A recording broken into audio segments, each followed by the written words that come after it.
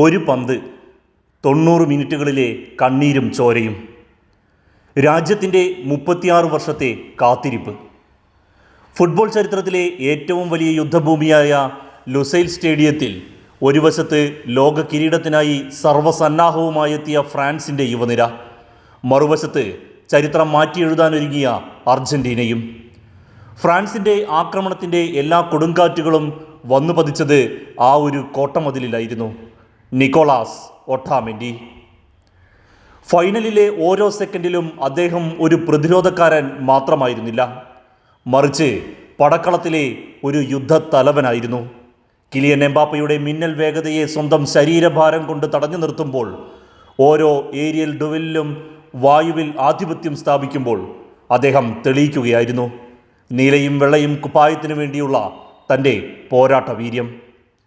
ആ ഫൈനൽ വിജയത്തിന് ശേഷം ആകാശത്തേക്ക് ലോകകപ്പ് ഉയർത്തുമ്പോൾ അപമാനങ്ങളിൽ നിന്നും നിരാശകളിൽ നിന്നും നീണ്ട 14 വർഷത്തെ കഠിനാധ്വാനം കൊണ്ട് വെട്ടിപ്പിടിച്ച മഹത്തായ പ്രതികാരത്തിൻ്റെ പൂർണ്ണതയുണ്ടായിരുന്നു ആ മുഖത്ത്.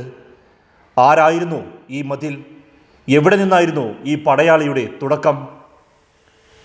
1988 ഫെബ്രുവരി 12 ബുവനോസ് ഐറസിലാണ് നിക്കോളാസ് ഹെർണാൻ ഗോൺസാലോ ഒട്ടാമെൻഡി ജനിക്കുന്നത്.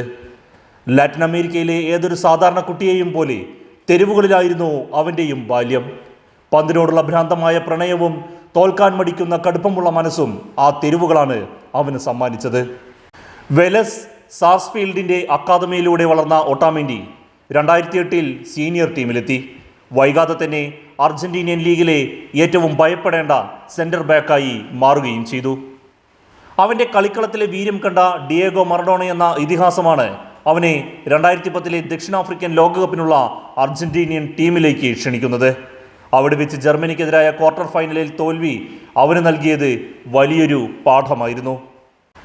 യൂറോപ്പിലേക്ക് കാലുവെച്ച ഒട്ടാമെൻഡി പോർട്ടോയിൽ തൻ്റെ ആധിപത്യം ഉറപ്പിച്ചു.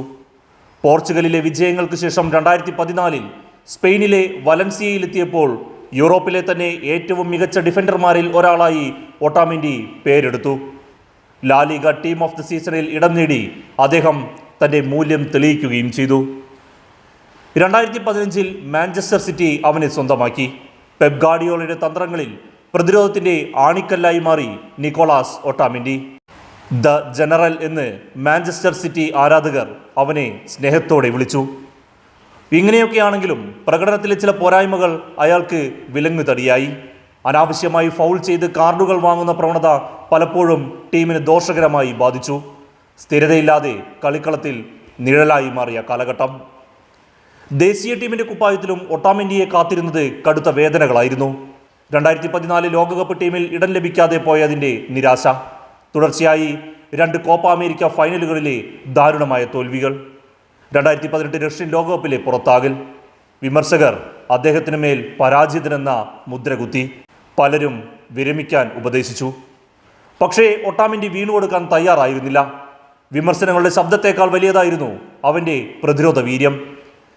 മാഞ്ചസ്റ്റർ സിറ്റി വിട്ട് ബെൻഫിക്കയിലേക്ക് ചേക്കേറുമ്പോഴും തൻ്റെ രാജ്യത്തിനായി ഒരിക്കൽ കൂടി പോരാടാൻ അവൻ തയ്യാറെടുക്കുകയായിരുന്നു. 2021 കോപ്പ അമേരിക്ക ലയണൽ സ്കലോണിയുടെ കീഴിൽ ഒരു പുതിയ അർജന്റീന ഉദയം ചെയ്തു.